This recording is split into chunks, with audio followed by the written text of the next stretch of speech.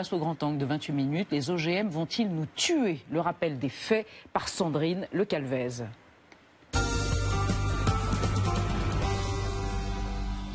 L'étude sur les organismes génétiquement modifiés a été menée dans le plus grand secret.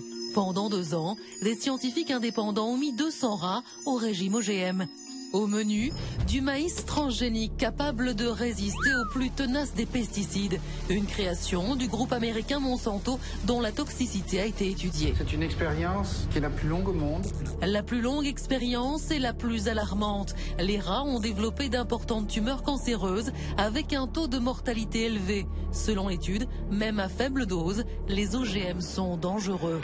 Cette étude, c'est une véritable bombe, car derrière les OGM, il y a les puissants lobbies et d'énormes enjeux financiers. Les États-Unis et le Brésil sont les plus gros producteurs au monde d'OGM et ils ont besoin d'écouler leur stock.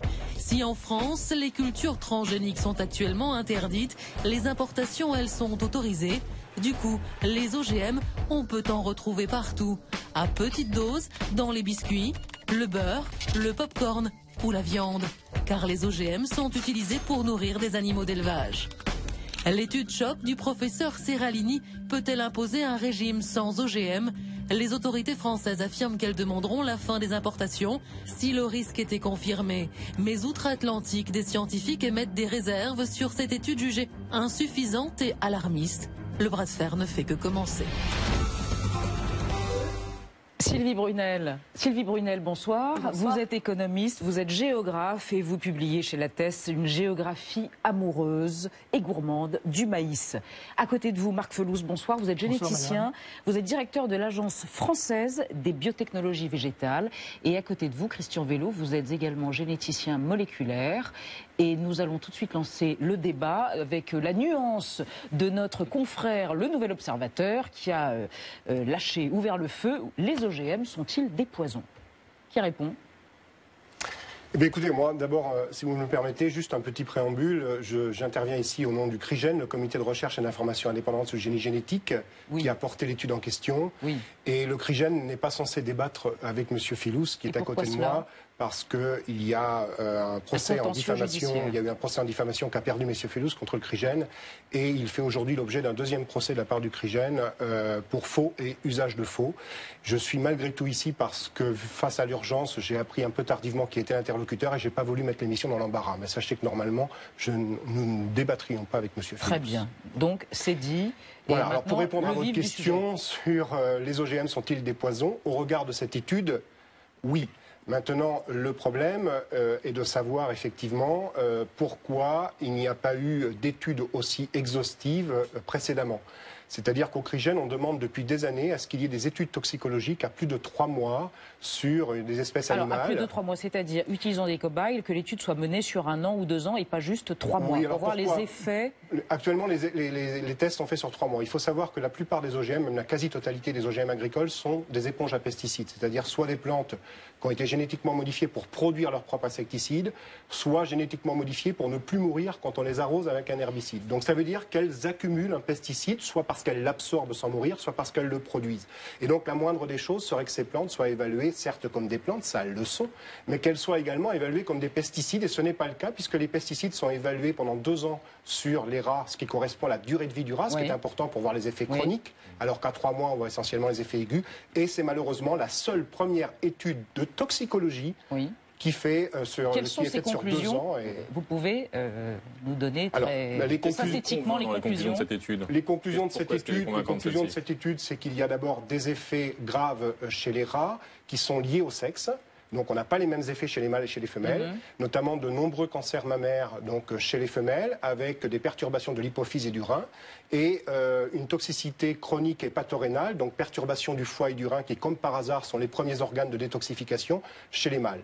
Donc ça c'est ce qui est observé au terme de cette étude. Alors cette étude a fait l'effet effectivement d'un coup de théâtre, j'imagine, dans la communauté scientifique, et pas seulement, si on en juge la une des journaux. Il a été reproché, il est déjà reproché à cette étude. Alors il y a des questions sur le financement de l'étude, donc sur l'indépendance l'indépendance de l'étude et de ceux qui l'ont menée, et puis en relevant les critiques qui sont faites. Par exemple, les rats utilisés pour l'étude seraient des rats qui développent de façon générale des cancers. Qu'est-ce que vous répondez aux questions sur l'indépendance et sur les points précis de l'étude? On aimerait que pour les études qui ont eu lieu à 3 mois dans le cadre des évaluations officielles, qui sont les études sur lesquelles s'appuie l'Agence européenne de sécurité alimentaire pour donner des avis qui ont toujours été positifs d'ailleurs, et donc pour permettre à la Commission européenne d'autoriser à la culture commerciale ou à l'alimentation animale humaine des OGM, on aimerait que cette critique ait été faite avant, puisque ces études ont toujours été faites par des laboratoires choisis par les semenciers au prétexte de la protection industrielle.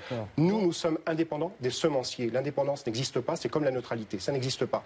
Nous sommes effectivement financés, notamment, entre autres, pas seulement, par une association qui regroupe des directeurs de grande distribution, donc Carrefour et Auchan. Et je crois qu'il n'y a rien de plus normal que la grande distribution s'intéresse à la qualité des produits qu'elle met sur ses étals, et moi je leur rends louange pour ça. Est-ce que Greenpeace est intervenu dans le financement, même sur Pas de cette étude, non. Pas de cette étude, Il y a mais la Fondation pour le progrès de l'homme qui a financé environ 1/3 et 2/3 par le CRS. Marc Felous, qu'est-ce que vous pensez de cette étude? Alors, je voudrais répondre... Vous êtes aussi un chercheur militant, de la même manière que M. Vélo est un chercheur militant. Non, je ne suis pas militant, je préside une association et je défends en tant que scientifique, parce que je suis un scientifique chercheur, je défends les biotechnologies végétales. Je ne défends pas uniquement les OGM. Les OGM, c'est donc vous défendez les OGM, néanmoins? Non, je défends les biotechnologies végétales en général, et les OGM ne sont qu'une petite partie. Dont les OGM, oui. Dont les OGM. Par principe. Pardon? Les OGM, vous les défendez par principe? Non, je pense qu'il y a des OGM qui sont inutiles. Il y a des OGM du futur, en particulier des OGM à venir qui seront très intéressants. Mais je voulais répondre aux remarques... Sur l'étude. Sur l'étude, vraiment. Je voudrais dire d'abord que ce n'est pas la première fois que des études à long terme ont été publiées. Et la toute dernière a été publiée par des universitaires d'Irlande, d'Autriche et de Turquie, sur un OGM qui a nourri des porcs pendant 3 ans et rien d'anormal a été trouvé. Et ce résultat-là me paraît très important dans la mesure où, pour moi, médecin, le porc est le meilleur modèle pour l'homme. Meilleur modèle, le meilleur modèle par rapport à l'homme que le rat. Bien plus que le rat. En général, beaucoup d'études scientifiques portent sur le rat. Sur le rat, oui. Mais c'est pour ça que, si tu permets, c'est pour ça que je pense que cette étude qui a été publiée en 2012, m'a vraiment rassuré sur le futur. Alors, vous n'avez pas été rassuré, vous, par cette étude faite sur 20 porcs. Toutes les études toxicologiques sont faites pour les médicaments, par exemple, sur les rats. Là où M. Felous ment délibérément, et je le redis, il triche, il ment, je le dis clairement, parce qu'il joue de la confusion auprès d'un public néophyte. Il parle d'une étude, et il le sait très bien, qui n'est pas une étude toxicologique, mais une étude nutritionnelle. C'est d'ailleurs dans le titre de l'étude, c'est Feeding Study and not Toxicological Study. C'est quoi la différence? Oui. C'est pas pareil. Une étude nutritionnelle, vous donnez à manger l'animal et vous regardez à l'échelle macroscopique s'il se manifeste quelque chose d'anormal chez l'animal. Mais vous ne faites pas d'analyse de sang, vous ne faites pas d'analyse d'urine, vous ne faites pas de biopsie, vous ne faites pas de dosage hormonaux. Tout ça, ça a été fait, ça fait partie des études toxicologiques. Vous ne faites pas la moindre analyse de sang. Tu permets? Je peux terminer moi aussi? J'ai pas lu l'article, elle est drôle celle-là. Je fais partie du conseil scientifique du CRIGEN et ça fait 10 ans qu'on se bat pour avoir des études. L'article sur le porc, c'est pas vrai. Bien sûr que si. D'ailleurs, cet article n'est pas publié. En plus, il n'a pas été évalué par ses pairs. Il a fait l'objet d'une présentation dans une conférence, ce qui n'a rien à voir. L'étude en question a été évaluée par les pairs, celle dont il est question ici, évaluée par des experts. Bien sûr, elle a été évaluée par des experts parce que quand vous publiez dans un journal à comité de lecture, il suffit pas que l'éditeur dise yes. Il faut qu'il y ait effectivement une appréciation de la part des experts qui sont consultés par l'éditeur. Précisément, Christian Vélo, pas seulement les experts et les scientifiques, mais la communauté des internautes a reçu et a réagi très fortement, comme une bombe. Nadia, à cette étude, depuis hier soir. Absolument. C'est-à-dire qu'en publiant cette étude, le Nouvel Obs a lâché une bombe dans les kiosques, mais sur Internet, ça a été vraiment un vrai vent de panique. Ça continue. Déjà hier, on en parlait beaucoup, à tel point que même ce matin, ça a volé la vedette, si je peux dire, à Charlie Hebdo, qui avait pourtant accaparé l'attention, et aussi... Et au Louvre. Et au Louvre, absolument. Et aussi à l'actualité de la Première Dame, de Valérie Trierweiler. Donc c'est vraiment la chose dont on parle le plus en ce moment. Du côté des anonymes, c'est vraiment la panique. Très clairement, on va tous mourir. Ça a vraiment fait cet effet-là. Après, il y a des politiques qui sont beaucoup exprimés. Corinne Lepage, elle n'a pas arrêté de la journée, évidemment. Et puis, il y a l'ex-secrétaire d'État à l'écologie, Chantal Joanneau, qui a lâché. Heureusement que nous avions résisté. Il faut prendre ces alertes au sérieux. José Bové aussi est allé de son tweet. Il a invectivé le commissaire européen chargé de la santé avec ce tweet-là. Je demande solennellement l'arrêt immédiat des OGM à la culture et à l'importation à John Daly. Et alors, sans grande surprise, les défenseurs des OGM, sur Internet en tout cas, ils sont restés. Il y a eu une espèce de silence radio. Il y a très peu de gens qui se sont exprimés. Du côté de Monsanto même, qui est très présent sur Internet, sur Facebook, sur Twitter, il n'y a pas eu un mot du tout. Ils n'ont pas du tout réagi aux résultats de cette étude. En revanche, il y a une voix un petit peu dissonante parce qu'on a très peu entendu d'agriculteurs qui s'exprimaient là-dessus. Là, en l'occurrence, il y a un twitto qui s'appelle Yann Martin, agriculteur, donc il s'est déchaîné et qui lui a pointé quelque chose d'assez important. Voilà ce qu'il dit. Pas étonnant que les Français soient majoritairement contre les OGM. Ils ne savent absolument pas ce que c'est. L'inconnu fait peur. Et je pense que là, ce tweet-là, il a le mérite de placer le consommateur dans cette discussion-là. Finalement, est-ce qu'on n'est pas un peu otage d'études très contradictoires? Il y a 2 mois, moi j'ai lu une étude qui disait tout à fait autre chose. Et qu'en fait, tout ça manque de pédagogie. On ne nous explique pas vraiment. Alors, on est tout simplement otage, otage de la technologie en général. C'est-à-dire que la technologie sort, on a des technologies qui sortent clés en main des laboratoires, devant lesquelles les citoyens sont mis devant le fait accompli. Tu prends trop la parole. Tu prends trop la parole.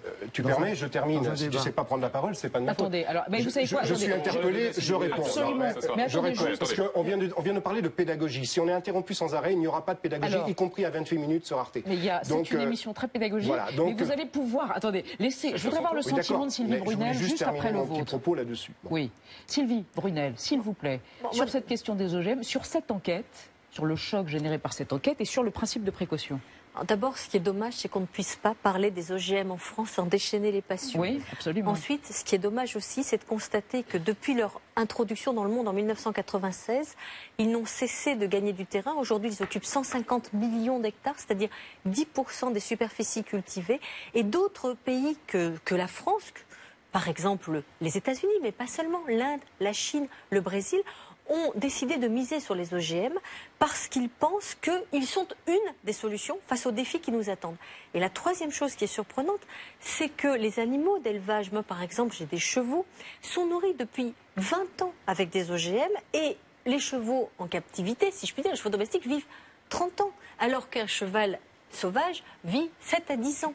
Donc, il y a beaucoup de choses qui font qu'il faudrait pouvoir dépassionner le débat. Cette étude, d'un seul coup, elle arrive, elle fait la une, elle inquiète tout le monde. Mais je voudrais vous rappeler quelque chose, c'est que quand les maïs hybrides ont été introduits en France après la Seconde Guerre mondiale, c'est-à-dire dans les années 60, on disait qu'ils détruisaient le jabot des poules, qu'ils étaient extrêmement dangereux. Vous pensez justement, par exemple, de la réaction du ministre de l'Agriculture lui-même, Stéphane Le Foll, hier, qui a expliqué que si cette étude, les résultats étaient confirmés, tout de suite, évidemment, on prendrait des mesures adéquates. Est-ce que vous voulez dire que le principe de précaution, voilà, parfois, va un peu trop loin du côté des politiques? Vous pensez qu'effectivement, il y a une espèce de trop grande prudence de leur part?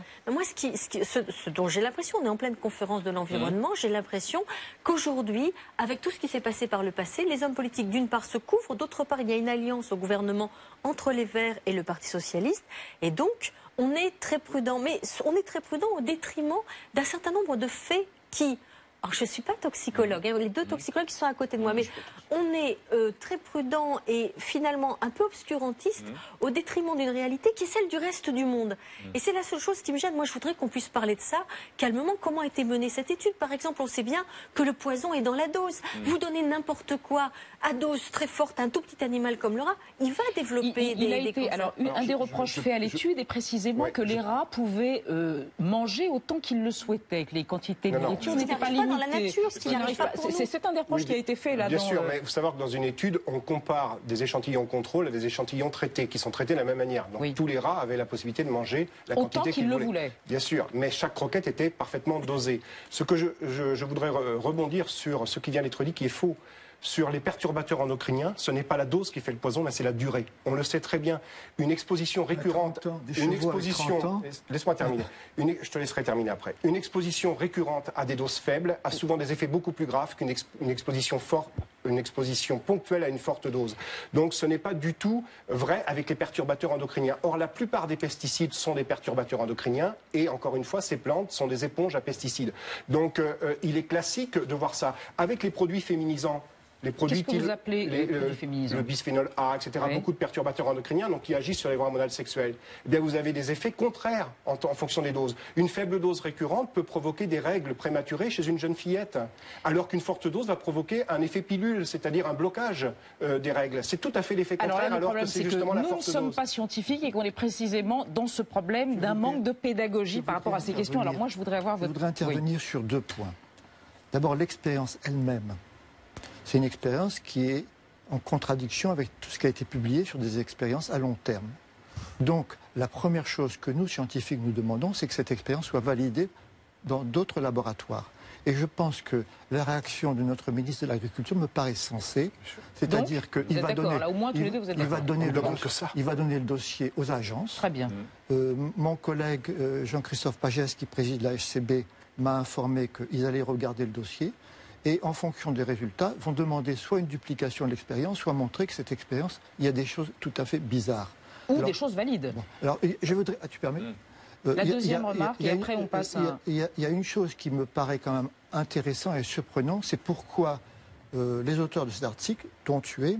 Non, je ne suis pas auteur de l'article. Je suis membre du conseil scientifique du CRIGEN. J'étais dans la confidentialité, je ne suis pas un des auteurs. Bon, je connais bien il est proche. Donc, si vous voulez, cette lignée de rats, spontanément, fait des cancers, les mêmes que ceux qu'on observe. Et ces rats, s'ils sont nourris d'une manière très riche, 90% de ces rats à 2 ans font ces cancers. Quel que soit... Alors, la deuxième remarque importante, c'est l'image de notre science à l'étranger. Oui, ça c'est votre préoccupation. Vous dites que là, on va vers l'hibernation de la recherche biotechnologique avec ce genre de... Suite à cette publication, je peux vous dire que si, pour l'instant, en France, on est relativement silencieux parce qu'on souhaite lire l'article avec soin, nos collègues aux États-Unis, en Inde, en Australie, sont extrêmement critiques vis-à-vis de ce travail.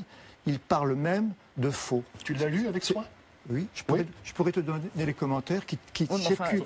Parlez-nous à nous. Si vous lisez par exemple le New York Times, on dit comment ce papier a pu être publié. Sauf que l'expertise, il n'y a pas encore eu de contre-expertise de cette étude. Il y a 3 agences qui vont regarder on n'y croit pas, c'est ça l'idée. Ces 3 agences vont regarder le dossier. Il va y avoir la HCB, l'ANSEE en France et l'EFSA en Europe qui vont analyser ce dossier. Et qui vont valider ou invalider. Quitte à aller voir. Que nous soyons bien clairs. Mais non, parce que justement, tu es en train de dire quelque chose que nous défendons nous-mêmes. Nous sommes les premiers à avoir regretté de ne pas disposer des données brutes des études faites à 3 mois dans le cas des études officielles, des évaluations officielles. Pourquoi n'en avez-vous pas disposé ? Parce que protection industrielle oblige. Il a fallu aller dans les tribunaux ou saisir des procédures administratives très lourdes comme la CADA, la Commission d'accès aux documents administratifs. Donc on est les premiers à demander à ce que les études soient contre-expertisées. Au CRIGEN, s'il vous plaît, c'est très important, nous avons toujours défendu une expertise plurielle contradictoire. La contradiction, c'est ce qui fait respirer la démocratie. On en a besoin en science comme ailleurs. Que nous ne soyons pas d'accord, ce n'est pas grave. Mais l'expérience doit trancher. Nous avons toujours demandé à ce que les expériences soient refaites. Et nous sommes les premiers à demander à ce que nous refassions les expériences qui viennent d'être Très bien, on a entendu votre point. C'est très important. Et nous donnons toutes les données brutes, nous les mettons à disposition de Marc Lefebvre, de toute personne qui voudra faire une contre-expertise. Mais ne perdons pas du temps à débattre sur des choses sur lesquelles permettez-moi, s'il vous plaît, justement, d'avancer et d'arrêter de perdre du temps. Je voudrais vous proposer un petit test sur l'homme du jour choisi par Renaud Dely. Il s'appelle Hugh Grant. Qui est Hugh Grant ? Est-il le héros de 4 mariages et un enterrement ? Est-il le anti-héros de 4 enterrements et peut-être plus ? Ou est-il l'homonyme du premier et patron de Monsanto ? La réponse avec le zoom de Renaud Dely. Vous le connaissez, Hugh Grant ? De 30 ans. Alors on va essayer de dépassionner un peu le débat et de mettre un peu de tendresse dans cette joute. C'est beau la passion. Laissez-moi parler. Merci. Hugh Grant, alors je vois votre œil briller, Elisabeth. Non, il ne s'agit pas de cet acteur britannique, ce bellâtre, qui partageait la vie de Liz Hurley. Il s'agit effectivement du PDG de Monsanto, donc c'est l'autre Hugh Grant, un petit peu plus dégarni, qui a 53 ans et qui est donc le patron de cette entreprise américaine, Monsanto. Donc qui est évidemment une entreprise qui se retrouve en première ligne dans ce dossier des OGM. Hugh Grant, il a été diplômé en agriculture de l'université d'Édimbourg, il est écossais d'origine, et il dirige Monsanto depuis près de 10 ans. Maintenant, il a suivi une brillante carrière, une ascension à la tête de cette multinationale. Il est quasiment patron jusqu'au bout des gènes, si j'ose dire, et il incarne vraiment cette multinationale aujourd'hui. C'est aussi un patron qui gagne très très bien sa vie, plusieurs millions de dollars ces dernières années si on accumule à la fois le salaire, les bonus, etc. Il faut dire que Monsanto, c'est vrai, est une entreprise florissante. une entreprise qui marche très très bien, mais qui, à l'inverse, n'a pas une très très bonne image. D'ailleurs, historiquement, son image avait été associée au fameux agent Orange qui avait été utilisé massivement par l'armée américaine pendant la guerre du Vietnam. Et puis, c'est une entreprise qui a d'abord commercialisé des herbicides ou des pesticides qui ne sont pas forcément des produits très populaires avant de se lancer dans les OGM au début des années 80. Alors, pour essayer de réparer un peu cette image, Monsanto a notamment publié une charte. C'est très à la mode, les chartes, avec de bien belles valeurs développées pour changer l'image de l'entreprise, le dialogue, le respect, le partage, l'utilité et surtout la transparence. Et on a bien compris, à vous écouter, qu'on en avait besoin de transparence dans ce fameux dossier des OGM.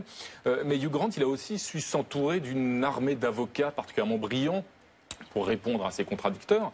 Il y a eu un certain nombre de procès qui ont été menés à l'endroit de Monsanto, ou aussi pour négocier des indemnités copieuses pour éviter d'aller jusqu'au procès. Parce que Monsanto est aussi une entreprise qui a beaucoup de moyens et qui d'ailleurs s'était gardé de financer une activité qui aurait pu une enquête qui aurait pu remettre en cause ses activités. Est-ce que finalement, comme l'écrit Corinne Lepage dans son dernier livre, il n'y a pas un certain nombre de multinationales, à commencer par Monsanto, qui ont acquis tellement de pouvoir aujourd'hui qu'elles ont en quelque sorte asservi les États? Est-ce que c'est pas ça aussi le risque, Sylvie Brunel? Alors, Monsanto, c'est la première firme semencière mondiale, mais semences, pas semences OGM, semences hybrides, toutes les semences. Donc, la France, c'est 2% du marché de Monsanto. C'est pour ça que ça leur est un peu égal quand les Français s'excitent, parce que tous les centres de recherche sur les biotechnologies végétales sont en train de quitter la France, que ce soit ceux de BASF, de Limagrin. Limagrin, qui est une firme auvergnate, de Syngenta.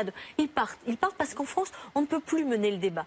Donc Monsanto mène des actions. Vous savez, moi je vais beaucoup en Afrique. Le problème des Africains, c'est qu'ils n'ont pas de semences améliorées et ils n'ont pas ce qu'ils appellent des seeds. Les seeds, c'est les pesticides. Les seeds, c'est les pesticides. Donc ils perdent entre un tiers, la moitié, les 2 tiers de leur récolte. Et c'est un drame pour eux. Ils produisent 1 tonne à l'hectare de céréales. Nous, ici, on est à 10 tonnes. Et quand on leur propose des semences améliorées, que ce soit d'ailleurs Monsanto ou leur État, je pense au Malawi, ou d'autres structures, eh bien, ils ne demandent que ça. Donc, il faut bien relativiser la question et se rendre compte que c'est bien qu'il y ait des organismes qui fassent de la surveillance. Mais il ne faut pas que ça devienne du terrorisme intellectuel. Il faut qu'on puisse en parler. Il faut que cette étude, elle soit transparente. Il faut que ça soit mis sur la table et que ça ne soit pas tout de suite comme une guerre de religion. On parle d'Afrique, on parle du Malawi. Je voudrais qu'on accueille l'homme du monde de l'émission. Vous connaissez sans doute si vous regardez l'émission. C'est Juan Gomez qui vient éclairer avec des actualités internationales le sujet du débat passionné, comme vous dites, Christian Vélo. Et aujourd'hui, précisément, il vient nous parler du Malawi. De ce qui se passe au Malawi. Venez, Juan. Bonsoir à tous. Alors effectivement, je vous emmène au Malawi, en Afrique de l'Est. Je croyais que c'était vous. C'est lui. C'est moi. Vous êtes malawite? Non, il est espagnol, il s'appelle Juan Gomez et il nous emmène au Malawi. En Afrique de l'Est, 15 millions d'habitants. Et en 2005, eh bien, ce pays était en proie à la pire sécheresse qu'il n'avait jamais connue. Les récoltes étaient catastrophiques. L'année suivante, en 2006, le Malawi est parvenu à produire suffisamment pour nourrir toute sa population. Et 2 ans après donc, la fin de cette catastrophe alimentaire, le Malawi a produit 2 fois plus que nécessaire. Il est même devenu pays exportateur de produits agricoles. Alors comment expliquer ce miracle, puisque tout le monde parle de miracle sur le continent africain? Enfin, il faut savoir qu'à l'époque, eh bien, le Malawi a pu compter sur Monsanto, sur un élan humanitaire. Eh bien, ce groupe américain a offert aux villageois, aux agriculteurs, 700 tonnes de semences de maïs hybrides, comme nous l'explique justement le directeur de Monsanto Malawi. Ce pays était face à une catastrophe. Il était de notre devoir de l'aider. C'était pour nous une obligation morale. Monsanto est un producteur de semences. Le gouvernement cherchait des semences. Alors nous nous sommes dit que ce serait bien de l'aider et de le soutenir.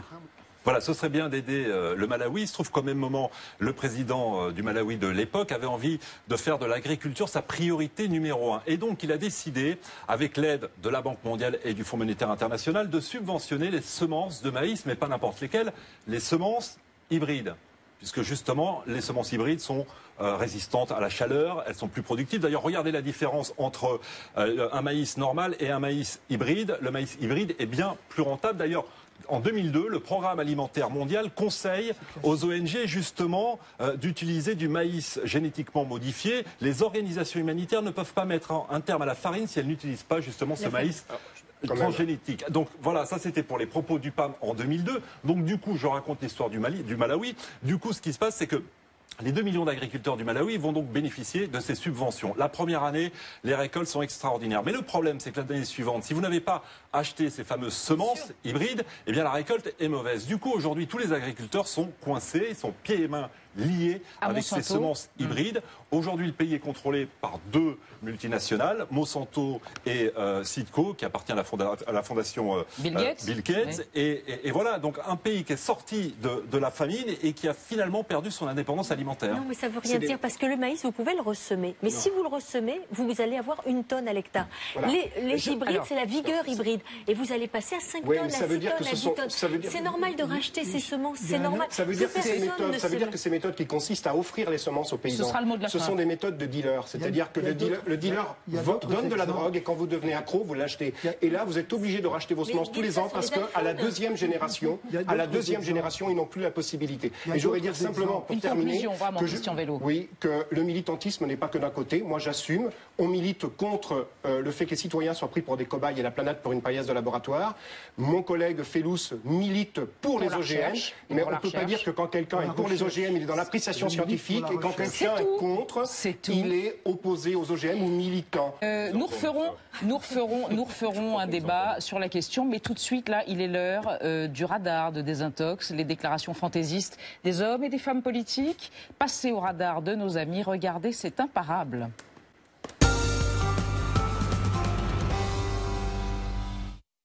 Dans Désintox, Jean-François Copé, le député UMP, explique les licenciements dans l'industrie automobile française avec cette déclaration. Jusqu'à quand on va nier les rapports, on va nier les études qui montrent toutes, sans exception, que le coût du travail est plus important en France que dans d'autres pays, notamment l'Allemagne. Alors, le travail est-il vraiment plus cher en France que partout ailleurs? Cet argument, maintes fois répété, vaut bien une petite vérification. D'après les statistiques européennes, le travail en France n'est pas le plus cher. Son coût horaire moyen, tous secteurs confondus, est en 5e position, derrière la Norvège, le Danemark, la Suède, la Belgique. Mais c'est vrai, l'Allemagne est en moyenne moins chère avec un coût horaire à 30,1 contre 34,2 € en France. En revanche, si l'on regarde les chiffres dans le seul secteur de l'industrie fourni par l'INSEE, la hiérarchie change. La France est toujours 5e, mais elle est un peu moins chère que l'Allemagne.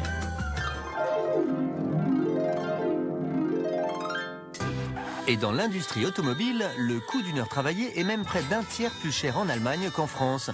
33 € chez les Français contre 43 chez nos voisins. Dans ce secteur précis dont parle Jean-François Copé, l'Allemagne a même le coût du travail le plus élevé d'Europe. Attention aux comparaisons hasardeuses, le radar de désintox veille. Voilà, c'est la fin. Je suis très troublée par la passion et la guerre de religion autour des OGM. Merci à tous, c'est la fin de cette émission. Nous referons, c'est promis, un plateau et un débat autour de cette question de société, évidemment, à suivre sur Arte après Silex and the City, où l'on découvre l'alter-darwinisme. Et bien à suivre, ce sera les Tudors. À demain dans 28 minutes, à 20h05. Bis morgen, tchuss.